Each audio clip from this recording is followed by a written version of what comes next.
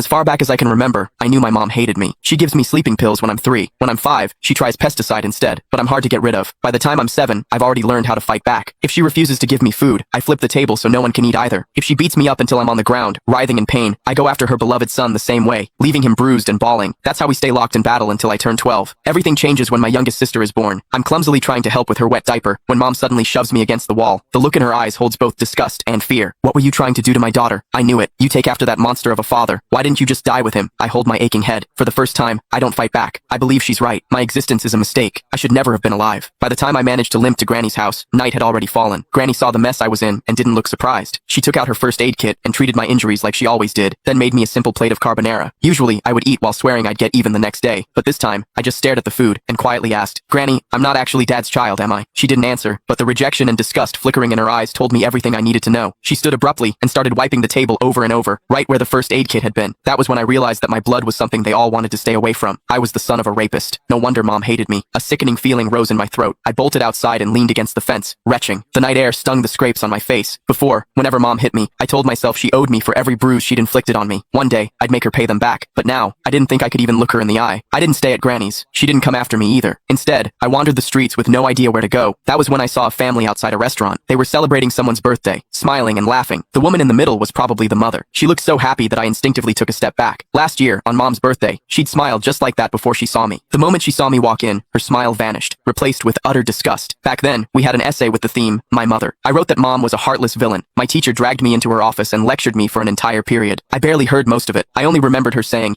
"No mother in this world would ever stop loving her child." I believed her. I saved money from collecting recyclables and bought my mom a birthday cake. I just wanted a hug, the same kind she gave my brother, Casper Willis. But her frigid expression was like a stab in the heart. I felt like a fool, standing there with that cake in my hands. Anger overwhelmed me. When no one was looking, I went out and caught a couple of frogs in the garden. Then, I hid them in the cake. I could still remember the way she screamed when they jumped out. Back then, I felt a twisted sense of satisfaction. I thought she didn't deserve to be a mother. I thought she had it coming. But now, I know the truth. The one who didn't deserve anything was me. My existence itself had hurt her. As I watched that mother's smile through the restaurant window, I made a decision. This year for mom's birthday, I would give her a gift she would truly be happy with, one that would free her completely. I decided to die. Once that thought took root in my mind, my steps felt lighter. I even started planning how to do it without troubling anyone. I needed to do something that wouldn't leave a mess. But before I could carry out my plan, a patrolling officer spotted me and brought me home. Mom answered the door. As the door shut behind us, I stared at the floor, unable to meet her eyes. Her icy tone sliced through the air. "Why didn't you just die out there?" I almost snapped back, but I forced the words down before they came out. Still, as I stared at her back, I couldn't stop myself from asking, what would you do if I really did die? Would she be the least bit sad? "If you've got the guts, hurry up and do it. I'd celebrate." She walked straight into my siblings' room and closed the door. I stood rooted to my spot in the living room. After a long while, I wiped my face and let out a humorless laugh. Mom would definitely like the birthday present I